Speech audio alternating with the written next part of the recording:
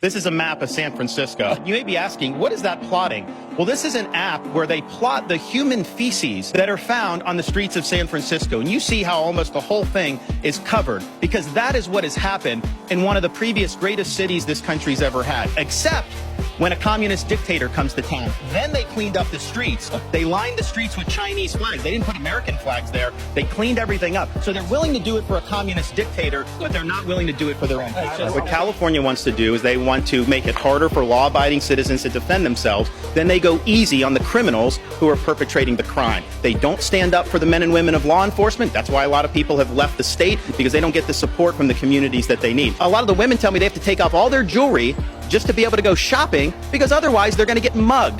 That is the reality that people are facing in California. Public safety has collapsed.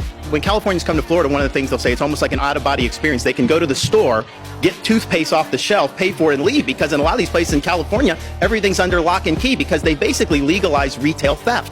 They have chosen in California to put the interests of the criminals over public safety. They're easier on all these crimes that are leading to a collapse in the quality of life. And I think it's interesting. Gavin Newsom was mayor of San Francisco. So he took the San Francisco model, turned that into a template for California's collapse. Now the left wants to take the California model and use that as a template for America's collapse. We cannot let that happen.